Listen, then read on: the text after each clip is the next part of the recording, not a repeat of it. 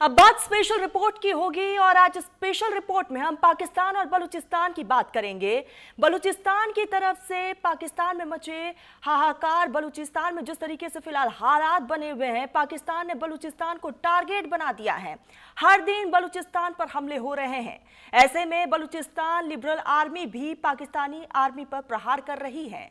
लेकिन इस बीच सबसे बड़ी खबर यह है कि पाकिस्तान ने बलूचिस्तान पर केमिकल अटैक करना शुरू कर दिया है।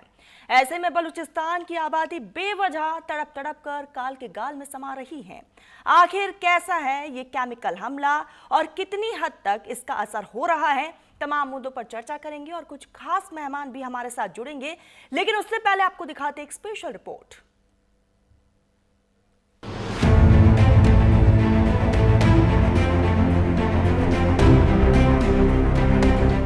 पाकिस्तान में हाहाकार मचा है। एक तरफ बीएलए तो दूसरी तरफ टीटीपी ने पाकिस्तान की नाक में दम किया हुआ है। ऐसे में शहबाज और मुनीर की सेना ने बीएलए और बलूचिस्तान को मिटाने के लिए नई साजिश रची है। बलूचिस्तान के अलगाववादी नेता मीर यार बलोच ने पाकिस्तान की आर्मी पर गंभीर आरोप लगाए हैं। मीर ने दावा किया है कि हसीम मुनीर के नेतृत्व वाली सेना बलोचों के खिलाफ केमिकल हथियारों का इस्तेमाल कर रही है। आपको बता दें कि मीर यार बलोच लंबे वक्त से बलूचिस्तान की आजादी की मांग कर रही है।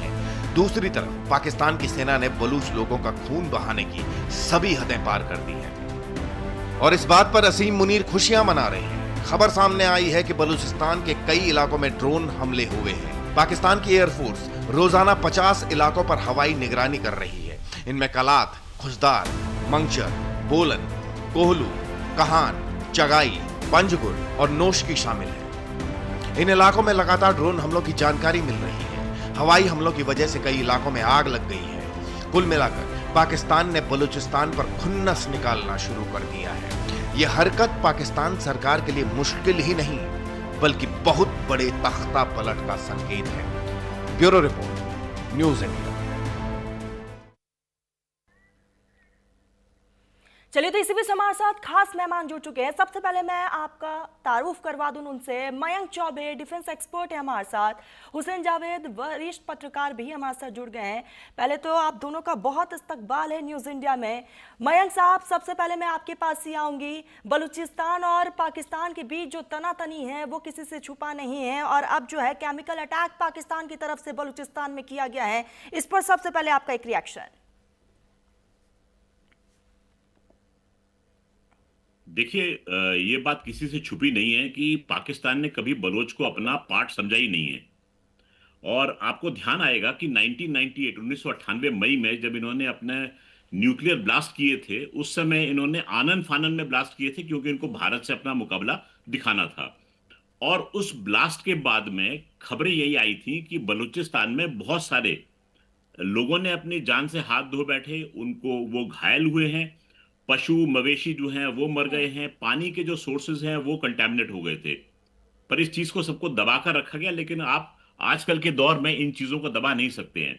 तो ये चीजें सब बाहर निकल के आई थी। अब जो है पाकिस्तान किसी तरीके से बलूचिस्तान की आजादी की मुहिम को दबाना चाहता है और वो ऐसे हरकत करेगा जैसे कि आपको ध्यान होगा खैबर पख्तूनख्वा में उन्होंने अपनी ही जनता पर ग्लाइड बॉम्ब्स का प्रयोग किया था और कम से कम 250 किलो का एक बॉम्ब था। और ये चाइनीज निर्मित बॉम्ब से इसमें कम से कम 30 सिविलियन जो थे अपनी जान से हाथ धो बैठे थे। तो ये चीजें सब धीरे धीरे निकल के आ रही हैं। पाकिस्तान की सेना जो है वो सक्षम है अपने लोगों के ऊपर खुद वार करने के, लड़ने के उनमें सलाहियत है नहीं दुश्मन के साथ में, तो वो अपने निहत्ते लोगों पर उन पर कहर बरपा करते हैं। लेकिन वही मयंक जी, वही सवाल यही उठता है कि क्या पाकिस्तान सच में इतनी नीचता पर उतर आएगा? अब मुझे ताज्जुब होता है कि आप सचमुच लगा रही हैं नीचता के साथ में, क्योंकि पाकिस्तान जो हरकत करता है वो नीचता से तो कम है नहीं और ये बात किसी से छुपी नहीं है। अब आप देखिए ऑपरेशन सर्च लाइट जो किया गया था बांग्लादेश में, क्या कोई आदमी इस चीज से नकार सकता है कि 3 मिलियन लोगों ने अपनी जान से हाथ धो बैठे थे और लाखों लोगों की इन्होंने अस्मिता पर हाथ डाला था। किस तरीके से लोगों को मारा था ये किसी से छुपा नहीं है। जनरल टिक्का खान जो है बुचर ऑफ बांग्लादेश के नाम से जाने जाते हैं, पाकिस्तान में भी जाने जाते हैं। उनकी खून की प्यास जो थी बुझी नहीं, इसलिए उनको बलूचिस्तान में पोस्ट किया गया। वहां जाके उन्होंने निहत्ते बलोच पर जुल्म ढाए। तो ये चीज जो है ये आई डोंट नो व्हाई हम लोग इस चीज को भूल जाते हैं। हिस्ट्री में ये दर्ज है कि पाकिस्तानी सेना क्या हरकत करती है। अब ज्यादा ना बुलवाएं तो अच्छा रहेगा, क्योंकि ये बड़ी लंबी फेहरिस्त है ये, और ये आपका प्रोग्राम जो है मैं शायद पूरा स्टील कर जाऊंगा इस चीज में। ठीक है मयंक जी, आऊंगी आपको और भी बात करेंगे। हुसैन साहब, मैं आपके पास ही आऊंगी, क्योंकि लगातार हमने देखा है कि कभी बलूचिस्तान की तरफ से अटैक होता है, ऐसा पाकिस्तान दावा करता है, और पाकिस्तान फिर हमला एक के बाद एक शुरू कर देता है, वहां के नागरिकों को निशाना बनाया जाता है। कहीं ना कहीं इंटरनेशनल कानून का ये उल्लंघन भी है। देखिए मैम, जिस तरह का आपका इंट्रो है उसमें तो आपने यही साबित किया कि जैसे बलूचिस्तान एक और ही मुल्क है और पाकिस्तान एक और ही मुल्क है, वो हमारा हिस्सा है, इंटेग्रल पार्ट है हमारा। ठीक है, अब ये कहना है कि ये उल्लंघन हो रहा है या इस तरह कुछ हो रहा है, ये तो बिल्कुल, इसका तो कोई जवाब ही नहीं बनता यहाँ पे। और सबसे अहम बात ये है कि आप भी इंडिया में उसी आदमी को इंडियन मानेंगे जो आपके संविधान को मानता होगा, जो आपकी स्टेट की रिट को मानता होगा, जो दिल्ली को मानता होगा, चाहे वो चेन्नई में रहे, नॉर्थ ईस्ट में रहे, हिमाचल में रहे, लेकिन उसको हिंदुस्तानी संविधान मानना पड़ेगा। इसी तरह हमारे यहां भी जो हमारे कॉन्स्टिट्यूशन को मानेगा, स्टेट की रिट को मानेगा, पाकिस्तानियत को मानेगा, वो ही पाकिस्तानी है। जो उसके खिलाफ जाएगा हम उसको गद्दार ही समझते हैं, और ये बहुत थोड़े से लोग हैं। आपके टॉपिक पे आता हूं, केमिकल हथियारों का इस्तेमाल हमने वहां पे किया, मतलब मैं हैरान हूं। थोड़ी सी अगर इसमें हिस्ट्री पढ़ ली जाए ना, केमिकल हथियार कोई ऐसे कोई पिस्तौल नहीं होती कि आपने चला दिया और सारी दुनिया को पता नहीं चला। और आपने खुद ही इंट्रो में कहा है कि आज के दौर में बातें छुपती हैं इस तरह की। केमिकल हथियारों की बात करें, उसमें वीएक्स आता है, सेरिन गैस आती है, सल्फर मस्टर्ड आता है, ये इंसान को तबाह कर देते हैं। उसके लंग्स, उसकी स्किन्स, उसका सारा जो मेंटल लेवल होता है, उसका जो जहन होता है, दिमाग होता है, उसको उड़ा देते हैं। और ये छुप नहीं सकता। जो अब अगर आप इसको लेके अटैक भी जो बलूचिस्तान में जो फिलहाल हालात हैं वो भी तो किसी से छुपे नहीं है। पाकिस्तान ने क्या हाल बलूचिस्तान में किया है, वहां की नागरिकों को निशाना बनाया गया, वो भी तो किसी से नहीं छुपा। देखिए, मैं आपकी इस बात से तो मैंने इनकार नहीं किया कि वहाँ हालात खराब है, बिल्कुल वहाँ हालात खराब है, हम जानते हैं, ये हकीकत है। लेकिन चूंकि आपका पैग ये था ना कि केमिकल हथियार, तो हम तो 93 में हमने इस पे यूएन की टीटीसी डब्ल्यूसी पे साइन किया कि हम इसके इस्तेमाल के खिलाफ हैं, और 97 में हमने इसको रेटिफाई भी किया। तो ये तो एक इल्जाम है, यार बलोच साहब कौन है, कहाँ से आए हैं, हम उनको नहीं जानते, ये इल्जाम तो वैसे भी वो साबित भी नहीं कर सकते। अब आता हूँ बलूचिस्तान के ऊपर। तो अभी सर ने बहुत बात की इस तरह से कि मैं इनकी बात सुन रहा था, फिर इन्होंने बलूचिस्तान को बांग्लादेश के साथ भी जोड़ दिया। वैसे क्या हसीन वक्त का सितम है, वही बांग्लादेश आज वहां पर पाकिस्तानी कितने मकबूल हो चुके हैं। वही हमारी आर्मी से कर्नल साहब ट्रेनिंग भी ले रहे हैं, ये आपके इल्म ही होगा ना, आप तो बांग्लादेश के हालात पर निगाह रख रहे हैं, और आज भारत का नाम वहां कोई लेता नहीं। तो तारीख का एक सितम है। ठीक है जावेद साहब, इस पर हम चर्चा करेंगे और जवाब भी लेंगे मयंक जी से। फिलहाल वक्त हो गया एक छोटे से ब्रेक का, लेकिन आप दोनों हमारे साथ बने रहिए, क्योंकि ब्रेक के बाद भी ये चर्चा इसी तरीके से जारी रहेगी।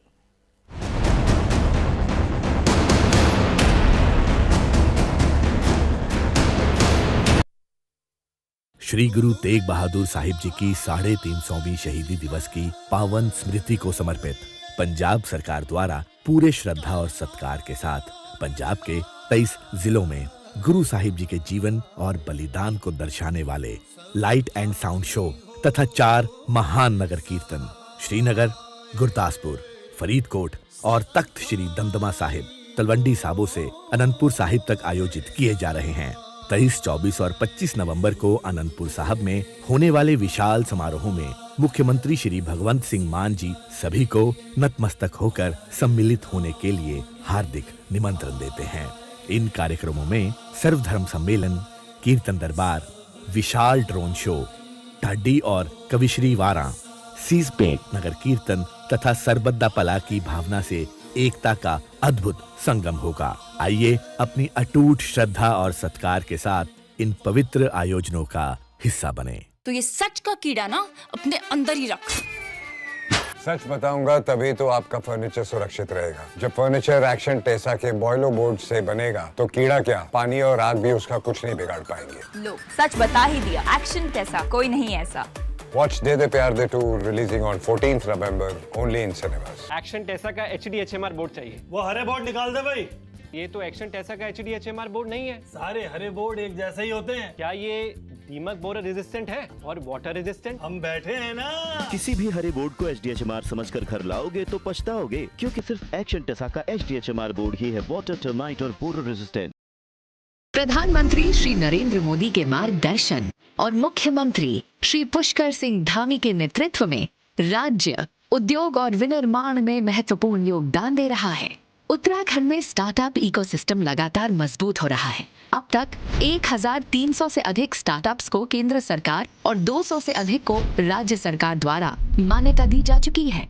वहीं राज्य सरकार ने 200 करोड़ रुपए का वेंचर फंड स्थापित किया है, जबकि यू हब मुख्य इंक्यूबेटर के रूप में उद्यमियों को सहयोग दे रहा है। औद्योगिक विकास को गति देने के लिए राज्य में प्लग एंड प्ले सुविधाएं विकसित की जा रही हैं। इसके साथ ही हरिद्वार, काशीपुर और पंतनगर स्थित IIE में रेंट बेस्ड अकोमोडेशन तैयार किया जा रहा है, ताकि श्रमिकों को सुरक्षित और सुविधाजनक आवास मिल सके।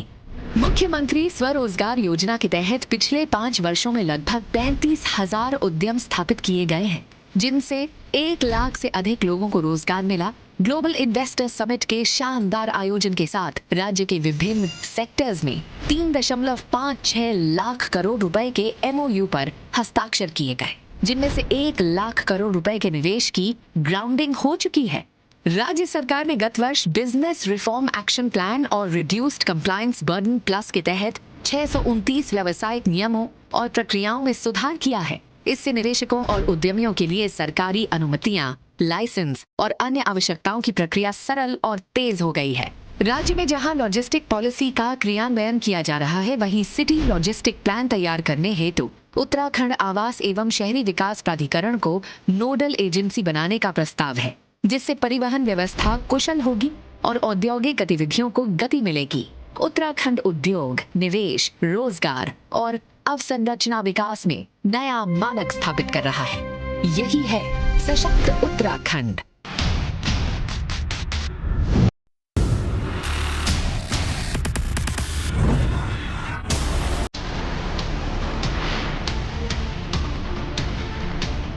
मेहनत और समर्पण के प्रतीक अन्नदाताओं को डबल इंजन सरकार ने दी है नई पहचान। कर्मयोगी सरकार ने किया है वो दमदार काम जो दशकों तक था सिर्फ सपना। उत्कर्ष के इन 8 वर्षों में गन्ना किसानों को किया गया है रिकॉर्ड 2,90,000 करोड़ रुपए से अधिक गन्ना मूल्य का भुगतान।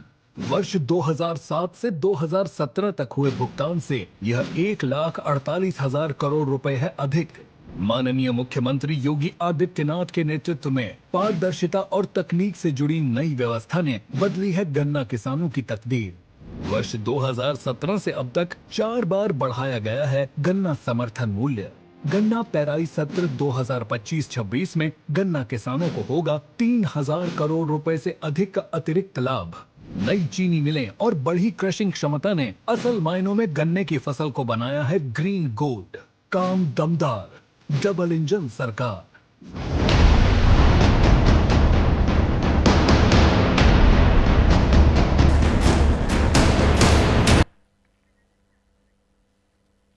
ब्रेक के बाद एक बार फिर से आप सभी का स्वागत है। पाकिस्तान की तरफ से केमिकल वेपन का इस्तेमाल किया गया है, बलूचिस्तान के नेताओं ने यह दावा किया है और इसी पर लगातार हम चर्चा भी कर रहे हैं।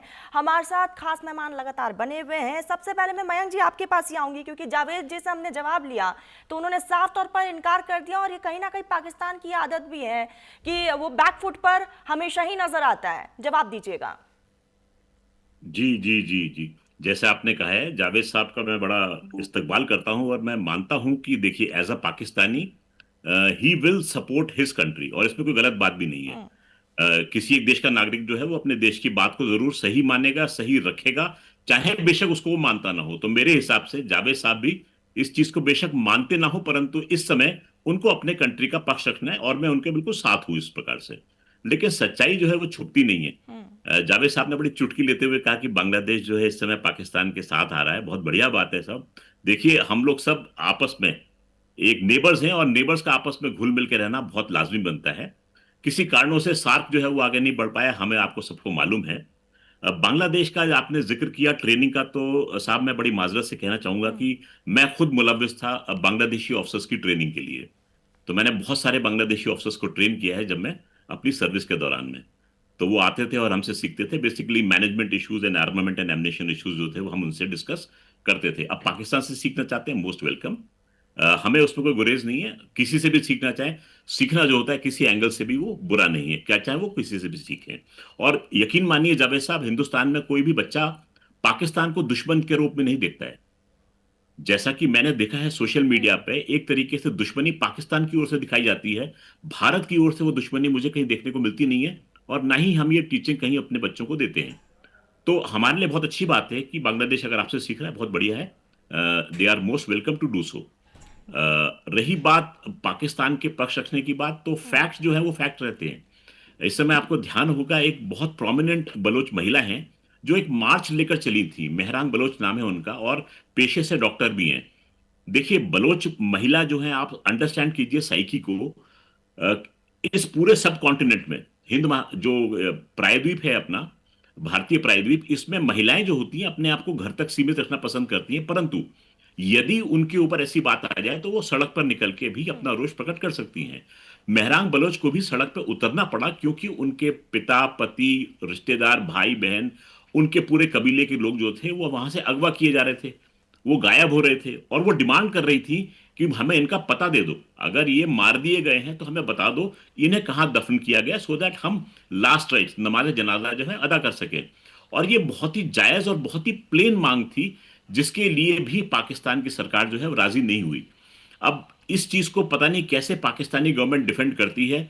मैं तो कहता हूं कि कोई भी गवर्नमेंट इस चीज को डिफेंड करने में सक्षम नहीं हो सकती, कि एक वो जायज डिमांड है, बड़े बड़े प्यार से, बड़े अदब से, और उन्होंने नॉन वायलेंट तरीके से महिलाओं का गुट लेके निकली थी, और उसको भी सैबोटाइज करने की कोशिश की कि उनके ठंडे पानी की बौछारें हुई। तो जो चीजें बलूचिस्तान में हो रही हैं वो लोग सब उसको देख रहे हैं। अब ऐसे में आप ये देखिए जो बलूचिस्तान में हो रहा है वो छुपाया भी नहीं जा सकता। जावेद साहब, मैं आपके पास ही आऊंगी। एक टाइम के लिए हम मान लेते हैं कि पाकिस्तान ने ऐसा कुछ नहीं किया, तो फिर पाकिस्तान की सरकार खुल के सामने क्यों नहीं आती, मीडिया के सामने अपनी बातों को क्यों नहीं रखती? क्या सरकार की तरफ से जो है ताउन क्यों नहीं किया जा रहा है? या फिर आप लोग ये भी कह सकते हैं कि इंटरनेशनल एजेंसियां इस पर जांच कर लें? देखिए, सबसे पहले तो मैं कर्नल साहब को अप्रिशिएट करना चाहता हूं कि बहुत ही सेंसिबल अंदाज से उन्होंने बात की, और मैं अप्रिशिएट करता हूं। और उनकी एक बात को कम से कम मैं आगे एंडोर्स भी करता हूं, जो उन्होंने कहा ना कि इंडिया में ऐसी कोई सोच नहीं है पाकिस्तान के खिलाफ। तो हमारे यहाँ भी, हमारे समाज में भारत के खिलाफ ऐसी कोई सोच नहीं। बदकिस्मती से आपका हमारा इतिहास जो है वो है ही ऐसा कि अब उसको टाइम लगेगा जब वो अपनी रूटीन पे आएगा। लेकिन चाहता मैं भी यही हूँ कि इंडिया पाकिस्तान आज नहीं, अगर आज हालात सही नहीं है तो कल कुछ ऐसा अमन हो कि इंडियंस और पाकिस्तानी एक दूसरे के साथ कंफर्टेबल फील करें। दूसरी बात, आपने बलूचिस्तान के वाले से बात की। देखिए, आपने मारिंग बलोच की बात की, मैं मानता हूं कि उनके खानदान के साथ ज्यादती हुई है और वो उसके हवाले से बाहर आई है, लेकिन चूंकि वो हमारे इलाके की है, उनके जो बयान आते रहे हैं या उनकी जो एक्टिविटीज आती रही हैं, उनको हमने ज्यादा बेहतर तौर पे जांचा है। तो मैं आपको बताऊं, जब ये देखा गया, आप एक चीज क्लियर करिए, क्या केमिकल वेपन का इस्तेमाल हुआ है या नहीं, हाँ या ना? बिल्कुल ना। और इसको जो लोग हाँ समझ रहे हैं, उनके पास ना कोई सबूत है, ना लॉजिक है। नहीं तो सर, आप समझिए इस बात को, तो पाकिस्तान एक कदम आगे बढ़ा सकता है। पाकिस्तान ये कह सकता है कि इंटरनेशनल एजेंसियां इस पर जांच कर ले, क्योंकि जो गलत आरोप बलूचिस्तान की तरफ से लगाया जा रहा है, कहीं ना कहीं पाकिस्तान की छवि भी खराब हो रही है। देखिए मैम, बलूचिस्तान, अगेन मैं वही कहूंगा, हमें इस चीज को समझना होगा। बलूचिस्तान ने ना हम पे कोई आरोप नहीं लगाया। वहाँ एक चीफ मिनिस्टर है, गवर्नर है, वो हमारा हिस्सा है। उसने हम पे क्या आरोप लगाना है? हम उसकी हिफाजत कर रहे हैं चंद शर पसंद लोगों से, ठीक है। और आप मुझे एक बात बताएं, अगर आज की ये स्टोरी है कि वहां पे केमिकल हथियार इस्तेमाल भी हुए हैं, मान लीजिए आज अपने वॉशिंगटन से कोई बयान सुना हो, लंदन से सुना हो, मॉस्को से सुना हो, दुनिया चीख उठेगी इस पे, यूएनओ इस पे चीख उठेगी। जांच की मांग कौन कर रहा है हमसे, जब कुछ हुआ ही नहीं ऐसा? और हमारे पास अपने वहां पे इस्तेमाल करके, मैं आपको एक बात बताऊंगा, पाकिस्तान अपने दुश्मन के खिलाफ भी केमिकल वेपन इस्तेमाल नहीं करेगा, because we are signatory to that CWC agreement headed by UN। तो ये मैं आपको बिल्कुल जिम्मेदारी से बात कर रहा हूँ। दूसरी बात मैं वही कहूंगा, हमें पता है बलूचिस्तान को फंडिंग कहाँ से हो रही है, उनको हथियार कहाँ से मिलते हैं, सेफ हेवंस कहाँ पर है, अफगानिस्तान का नाम आता है। और हमने 12 उनसे कहा, आप खुद जानते हैं, कर्नल साहब भी जानते होंगे, पिछले 1 माह से अफगानिस्तान के साथ जो हमारी टेंशन रही है, हमारा उनसे मुद्दा ये है कि भाई ये आज की बात तो नहीं ना, 4 साल से आपने उनको शेल्टर दिया हुआ है, आप उनको फंडिंग भी कर रहे हैं, हथियार भी दे रहे हैं, ऐसा कब तक चलेगा? केपीके में भी यही खेल है, बलूचिस्तान में भी ये खेल है। तो जो लोग उनकी बातों में आ रहे हैं ना, हम उनको गुमराह समझते हैं। और बलोच शब्द जो है ना, बलोच पाकिस्तानी है, याद रखिए, ये कोई पाकिस्तान से अलग चीज नहीं है। आज हालात सही नहीं है, 1-2 साल में हालात वहां पर मामूल पर आ भी जाए। वही है ना जावेद साहब, अगर सरकार सामने नहीं आएगी पाकिस्तान की, अगर आप लोग खुल के मीडिया में बात नहीं करेंगे, तो कहीं ना कहीं पाकिस्तान की छवि खराब होगी, और जब छवि खराब होगी तो फिर आप लोगों को लगेगा कि अरे ये क्या हो रहा है। एक आखिरी सवाल मयंक जी मैं आपसे लूंगी, क्या OPCW को इस पर जांच करना चाहिए? देखिए, अगर आपकी बात को बड़े मुख्तसर सा मैं कहूं, जवाब इसका होगा हाँ। अगर आरोप लगा है तो सांच को आंच नहीं, जांच करने दीजिए, जांच हो जाएगी। रही बलूचिस्तान को अपना पार्ट मानने की बात, तो पाकिस्तान के नेता जो थे उन्होंने पूरी मीडिया के सामने एक बयान दिया था कि बलोच आखिर है क्या, एक SHO की मार। These were is exact words which I am quoting. तो कोई भी व्यक्ति अपने देश वालों के लिए ऐसे गिरे हुए बयान नहीं देता है, चाहे वो कैसा भी सही, लेकिन अपने देशवासियों को ऐसा तो नहीं बोलता कि वो SHO की मार है। जी जावेद साहब कुछ कहना चाह रहे हैं? वक्त की बेहद कमी है जावेद साहब जी, जल्दी अपनी बात रखिएगा। सिर्फ एक लाइन। मैं कर्नल साहब की इस बात से इत्तेफाक भी करता हूं, लेकिन मैं साथ ये भी कहता हूं किसी एक शख्स का बयान पूरी हुकूमत या स्टेट की तर्जुमानी नहीं करता। ठीक है जावेद साहब, मैं बड़ी माजरत से ये कहना चाहूंगा कि जिन्होंने बयान दिया था, कॉन्स्टिट्यूशनल पोस्ट इन पाकिस्तान। ठीक है मयंक जी, वक्त की बहुत कमी है। मयंक जी और जावेद साहब, आप दोनों ने अपना बहुत कीमती वक्त न्यूज इंडिया को दिया है, बहुत बहुत शुक्रिया आप दोनों का। फिलहाल रुकते आप एक छोटे से ब्रेक के लिए, जल्द हाजिर होंगे।